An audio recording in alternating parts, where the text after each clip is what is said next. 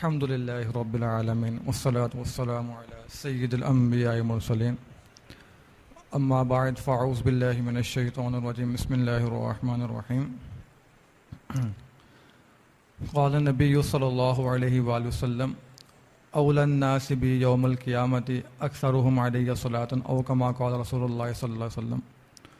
حضور نبی کریم رؤوف الرحیم صلی اللہ تعالی علیہ وآلہ وسلم نے ارشاد فرمایا، بروز قیامت لوگوں میں سب سے زیادہ میرے نزدیک وہ شخص ہوگا جس نے دنیا کی زندگی میں رہتے ہوئے مجھ پر کثرت کے ساتھ درود شریف پڑھا ہوگا۔ صلو علی حبیب صلی اللہ تعالی علی محمد صلی اللہ علیہ وسلم۔ قربانی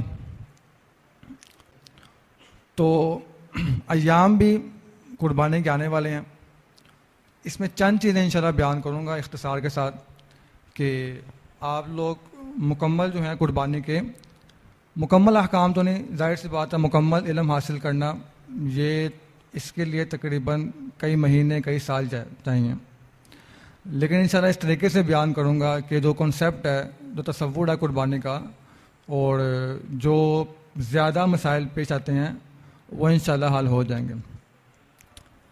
پہلی بات ہے قربانی۔ قربانی کی تعریف فقہا نے یہ کی ہے کہ مخصوص جانور مخصوص دنوں میں اللہ تبارک و تعالیٰ کا تقرب حاصل کرنے کے لیے قربان کرنا۔ تعریف کیا ہے؟ مخصوص جانور مخصوص دنوں میں تقرب الہی کے لیے، یعنی اللہ تعالیٰ کا قرب حاصل کرنے کے لیے قربان کرنا، یہ قربانی ہے۔ مخصوص جانور سے مراد نمبر 1 بکرا یا بکری، گائیں، بھینس، دمبا، اونٹ، اونٹنی، یعنی جو بھی اس جنس میں ایسے آتا ہے، بکرے کی جنس میں جو بھی آتا ہے، دمبا ہو گیا، بھیڑ ہو گئی، چھترا وغیرہ ہو گیا، ان سبھی قربانی کرنا۔ اسی طرح گائیں، بلا وہ مذکر ہو یا مؤنث ہو، اونٹ، اونٹنی مذکر یا مؤنث، ان مخصوص جانوروں کی قربانی کرنا یہ کیا ہے؟ واجب ہے۔ مخصوص دن سے مراد یہ ہے کہ 10ویں ذو الحج سے لے کر 12ویں ذو الحج کی مغرب سے پہلے یہ کیا ہے؟ قربانی کے ایام ہیں۔ اچھا، اب حکم جو ہے یہ گاؤں والوں کے لیے اور جو شہر والے ہیں ان کے الگ الگ ہیں۔ گاؤں والوں جو ہیں وہ طلوع آفتاب کے بعد قربانی کر سکتے ہیں عید کی نماز سے پہلے، یعنی گاؤں والوں پر چونکہ عید کی نماز واجب نہیں ہے تو لہذا گاؤں والے جو ہیں وہ عید کی نماز سے پہلے بھی عید طلوع آفتاب کے بعد جب سورج طلوع ہوتا ہے اس کے بعد قربانی کر سکتے ہیں۔ لیکن شہر والوں کا نماز عید سے پہلے قربانی کرنا جائز نہیں ہے، ٹھیک ہے؟ شہر والوں کے لیے نماز عید سے پہلے قربانی کرنا جائز نہیں ہے، ان کے لیے ضروری ہے کہ عید کی نماز پڑھنے کے بعد ہی قربانی کریں شہر والوں کے لیے۔ تو یہ ایک مختصر تعریف تھی جس کی میں نے وضاحت کر دی ہے کہ مخصوص جانوروں کو مخصوص دنوں میں اللہ تبارک و تعالیٰ کا قرب حاصل کرنے کے لیے قربان کرنا یہ قربانی ہے۔ اچھا، ہمارے یہاں ایک جہاں کنسیپٹ پایا جاتا ہے کہ بھائی بھینس کی قربانی جائز نہیں ہے۔ ایک بہت زیادہ لوگ جو ہیں وہ اس کی طرف جاتے ہیں کہ بھائی بھینس کی قربانی ہے وہ جائز نہیں ہے، حالانکہ ایسا نہیں ہے۔ بھینس یعنی جو چیز بھی گائے کی جنس سے ہے اس کی قربانی کیا ہے؟ جائز ہے۔ اور ظاہر سی بات ہے، کامن سی بات ہے کہ تمام لوگ سمجھتے ہیں کہ بھائی بھینس گائے کی جنس سے ہی ہے، اس کو الگ شمار کرنا یا یہ کہنا کہ بھائی صحابہ کرام نے اس قربانی نہیں کی تھی، حضور نے قربانی نہیں کی تھی اس کی، تو اس وجہ جائز نہیں ہے، تو یہ ایک بیوقوفانہ دلیل ہے ان کی کہ بھائی جو کہتے ہیں کہ بھائی بھینس کی قربانی اس وجہ جائز نہیں ہے کہ صحابہ نے نہیں کی تھی۔ تو ایک بات یاد رکھیں، گائیں جو ہے نا، بھینس جو ہے یہ اجمی جانور ہے، عربی جانور نہیں ہے یہ، ٹھیک ہے؟ عرب کے لوگ آج بھی بہت کم قربانی گائیں کرتے ہیں۔ عرب میں زیادہ قربانی کرنے کا جو ہے نا رواج، وہ یا تو بکرا، بکری یا اونٹ وغیرہ، ٹھیک ہے؟ تو یہ کہنا کہ بھائی گائے کی بھینس کی قربانی جو ہے یہ جائز نہیں ہے کیونکہ صحابہ نے نہیں کی تھی یا کسی نے بھی نہیں کی، تو یہ ایک بیوقوفانہ دلیل ہے ان کی، ٹھیک ہے؟ گائے کی جنس میں سے جو چیز بھی آئے گی، ٹھیک ہے، اور وہ پالتو ہو، اور وہ کیا ہو؟ پالتو ہو، اس کی قربانی کرنا کیا ہے؟ یہ جائز ہے۔ بھینس بھی پالتو جانور ہے، یعنی اس کو پالتے ہیں، جنگلی جانور نہیں ہے بھینس جو ہے، تو لہٰذا اس سے قربانی کرنا بھی کیا ہے، یہ جائز ہے۔ فقہاء اکرام نے اپنی کتابوں میں آج نہیں بلکہ بہت سال پہلے ہی ارشاد فرما دیا، الجاموس، جاموس جو ہے یہ عربی کا لفظ ہے، یہ آتا ہی بھینس کے لیے، ٹھیک ہے۔ فقہاء کرام نے اپنی عبارات میں کتابوں میں لکھ چھوڑا ہے کہ وَيَجُوزُ الْجَمُوسُ فِي الْبَقْرِ، کہ بھائی قربانی کرنا بقر عید میں جاموس کی یعنی بھینس کی، یہ کیا ہے، جائز ہے، یہ کیا ہے، جائز ہے۔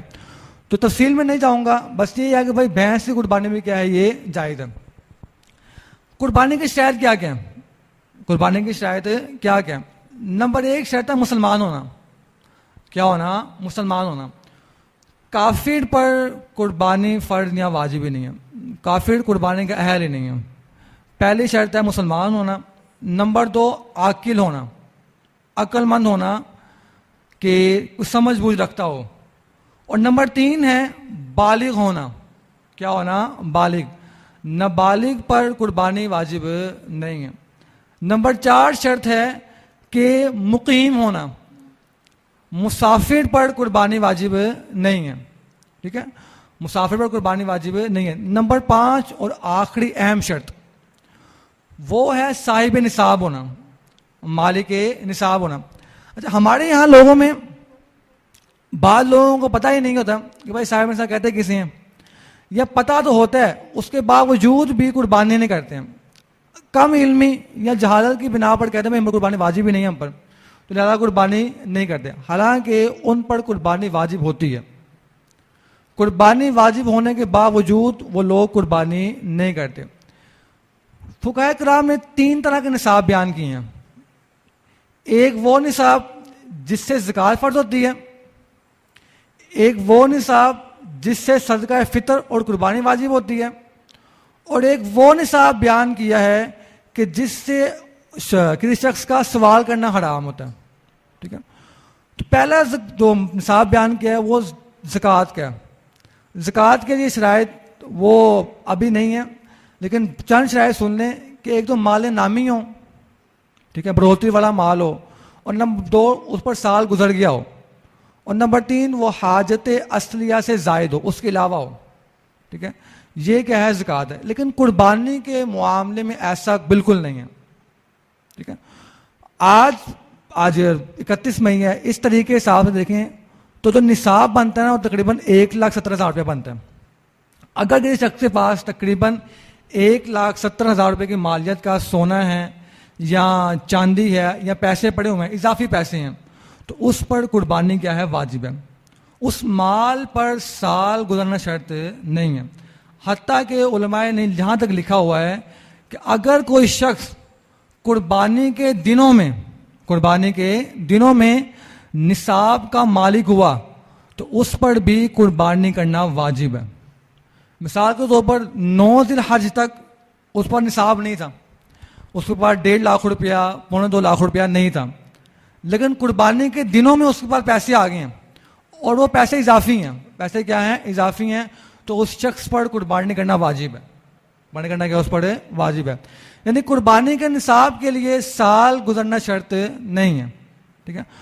اور ایک اور بات ہمارے یہاں ہوتا ہے کہ بھائی کسی کے پاس سونا وغیرہ ہے، صرف اگر سونا ہے تو قربانی نہیں کرتے۔ عام طور پر جو گھر کی عورتیں ہوتی ہیں ان کے پاس سونا ہوتا ہے، ٹھیک ہے، تو پاکستانی مالیت کے لحاظ سے 1 تولہ سونا تقریباً بنتا ہے 3.25 لاکھ روپے کا، ٹھیک ہے۔ 1 تولہ سونا کتنا بنتا ہے؟ 3.25 لاکھ روپے کا۔ تو اگر کسی کے پاس 1 تولے سونا یا کہہ لیں آدھا تولہ سونا موجود ہے، اس کے علاوہ اگر اس کے پاس 5 روپے یا 50 روپے 1 روپیہ بھی اضافی ہے تو اس عورت پر یا اس مرد پر قربانی کرنا واجب ہے، ٹھیک ہے، کیونکہ 52.5 تولے چاندی کی قیمت آج کے دن کے لحاظ سے 1,70,000 بنتی ہے، ٹھیک ہے۔ تو 1 تولہ سونا تقریباً 3.25 لاکھ روپے کا بنتا ہے، تو آپ نکالیں گے تو 2 نصاب بن جائیں گے، ٹھیک ہے، یعنی اگر 1 تولہ سونا ہو تو اس شخص کے 2 نصاب بن جائیں گے چاندی کے، ٹھیک ہے، تو اس پر بھی قربانی کیا ہے؟ یہ واجب ہے۔ تو قربانی اور جو دوسرے معاملات ہیں ان پر بھی کیا ہے؟ فرق کرنا چاہیے۔ اچھا، ایک اور فرق ہے زکوٰۃ میں اور قربانی میں کہ اگر کسی شخص کے پاس زکوٰۃ میں ایسا ہوتا ہے کہ اگر کسی کے پاس 2 گھر ہیں، کتنے گھر ہیں؟ 2 گھر، ایک گھر میں اس نے رہائشی اختیار کی ہوئی ہے اور ایک گھر کرائے میں دیا ہوا، اگر دوسرا گھر اس نے بیچنے کے لیے تجارت کے نہیں خریدا تو اس کی مالیت پر زکوٰۃ نہیں ہوتی. ہاں جو کرایہ وغیرہ آ رہا ہے اس کرایہ پر اگر وہ نصاب کو پہنچتی ہے تو اس پر زکوٰۃ ہوگی. لیکن قربانی میں ایسا نہیں ہے. قربانی میں اگر آپ نے کوئی گھر کرائے میں دیا ہوا ہے اور وہ آپ کا اپنا ذاتی مکان ہے اور اس مکان کی مالیت اگر نصاب کو پہنچتی ہے تو اگرچہ وہ آپ نے تجارت کے لیے یا بیچنے کے لیے خریدنے کے لیے نہیں لیا ہو مکان، تو پھر بھی آپ پر قربانی کیا ہے؟ واجب ہے. قربانی کیا ہے؟ اس پر واجب ہے. ٹھیک ہے. یہ بہت اہم مسئلہ ہے کہ مکان وغیرہ میں قربانی واجب ہونے کے لیے اس میں تجارت کی نیت ضروری نہیں ہے، جبکہ زکوٰۃ میں ایسا ہے. زکوٰۃ میں مکان پر زکوٰۃ واجب ہونے کے لیے تجارت کی نیت سے خریدنا کیا ہے؟ یہ شرط ہے. اس میں کیا ہے؟ یہ شرط ہے. لیکن قربانی میں ایسا نہیں ہے. فار ایگزامپل گھر جو ہے وہ تقریباً 50 لاکھ روپے کا. عام طور پر ہمارے یہاں لاہور میں گھر جو ہے، ویسے بیان کر رہا ہوں، 1 کروڑ 75 لاکھ 50 لاکھ کا مل جاتا ہے. تو اگر 50 لاکھ کا مکان ہے اور وہ آپ نے کرائے میں دیا ہوا ہے تو پھر بھی آپ پر قربانی کیا ہے؟ واجب ہے. قربانی کیا ہے؟ واجب ہے، اگرچہ آپ نے وہ مکان تجارت کی نیت سے نہیں خریدا ہوا. ٹھیک ہے. یہ چند شرائط تھی، 4 یا 5. تو اس کے علاوہ قربانی کے جانور. قربانی کے جانور جو ہیں وہ نمبر 1 آتا ہے اونٹ یا اونٹنی. ان کی عمر کم از کم 5 سال ہونا ضروری ہے. ضروری ہے 5 سال. 5 سال سے کم اونٹ یا اونٹنی قربانی جائز نہیں ہے. نمبر 2 گائیں، بیل، بھینس وغیرہ، ان کی عمر جو ہے وہ تقریباً 2 سال ہونا ضروری ہے. 2 سال ہو گیا، یہ ضروری ہے. نمبر 3 آتا ہے جانور، بکرا، بیر یا بکری وغیرہ. تو ان کی عمر جو ہے کم از کم 1 سال ہونا کیا ہے؟ یہ ضروری ہے. ٹھیک ہے.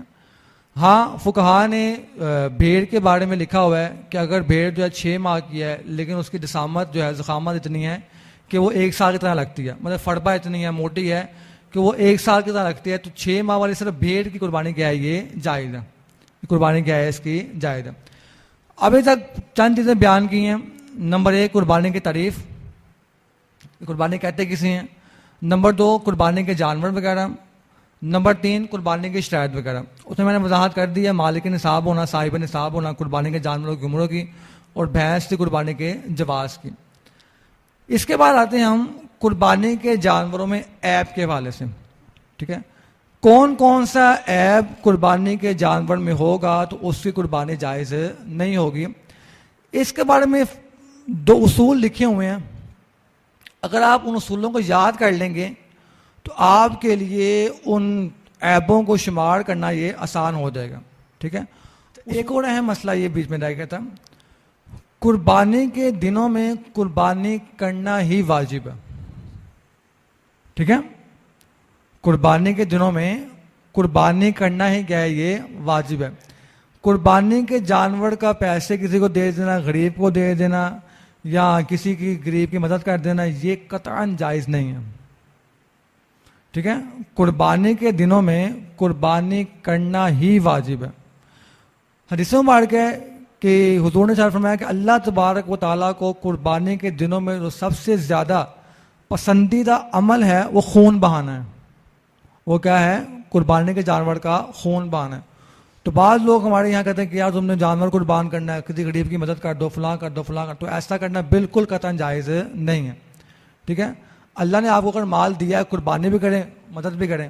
ٹھیک ہے. دوسروں کی میں بیان کر رہا تھا عیب. 2 قاعدے فقہا نے بیان کیے ہوئے ہیں. اگر آپ ان کو یاد کر لیں گے تو انشاءاللہ اس کی مدد سے آپ لوگوں کو عیب شمار کرنا، یہ عیب کا جاننا یہ آپ کے لیے آسان ہو جائے گا. نمبر 1 قربانی کے جانور میں جو قربانی کے اعضاء ہیں نا وہ 2 طرح کے ہوتے ہیں. دو طرح کے. ایک اعضاء وہ ہوتے ہیں جو مقصود ہوتے ہیں. کیا ہوتے ہیں؟ مقصود. مطلب ان کے ہم کہنے کو ہمارے کام آتے ہیں، ہمارے کہتے ہیں وہ کام. دوسرے اعضاء وہ ہوتے ہیں جو غیر مقصود ہوتے ہیں. جو کہتے ہیں غیر مقصود، مطلب وہ ہمارے اتنے کام نہیں آتے. تو لکھا ہوا ہے کہ اگر جو اعضائے مقصود ہیں، جو کیا ہے اعضائے مقصود ہیں، اگر اعضائے مقصودہ کی منفعت یعنی فائدہ، یعنی کیا فائدہ، اعضائے مقصودہ کا فائدہ کسی بیماری کی وجہ سے یا کسی عیب کی وجہ سے ختم ہو جائے. دوبارہ سن لیں اصول کیا ہے. اعضائے مقصودہ کا فائدہ، منفعت، فائدہ اگر کسی بیماری کی وجہ سے یا کسی عیب کی وجہ سے ختم ہو جائے، اس جانور کی قربانی جائز نہیں ہے. ٹھیک ہے، یہ ایک موٹا سا قاعدہ، اس کو اگر یاد کر لیں گے نا تو آپ کا عیب شمار کرنا کیا ہو جائے گا، آسان ہو جائے گا. اور نمبر 2 قاعدہ اس کا الٹ ہے کہ اگر کسی عیب یا بیماری کی وجہ سے اس کی جو منفعت ہے، فائدہ ہے، وہ مکمل طور پر یا 1/3 جو ہے وہ زائل نہ ہو، اس کی قربانی کیا ہے، یہ جائز ہے. قربانی کیا ہے، یہ جائز ہے. اب میں عیب آپ کو گنوا دیتا ہوں، اس عیب کی بنیاد پر آپ دیکھیں. جیسا کہ جانور کا اندھا ہونا، کیا ہونا، اندھا ہونا، یہ ایک ایسا عیب ہے کہ اندر بہنگا ہونا، مطلب ایک جانور جو ہے ایک آنکھ سے کانا ہے یا بہنگا ہے تو اس سے قربانی کیا ہے، یہ جائز ہے. کیونکہ یہ اعضائے مقصودہ جو ہیں ان پر اثر نہیں ڈالتا. ٹھیک ہے، اس سے اعضائے مقصودہ کا فائدہ زائل نہیں ہوتا. نمبر 2 وہ کون سا عیب ہے جس کی وجہ سے قربانی جائز ہے کہ قربانی کے جانور کی نظر 1/3 یا اس سے کم ہو، اس سے کیا ہو، کم کمزور ہو، تو اس سے جو قربانی میں کیا ہے، یہ جائز ہے.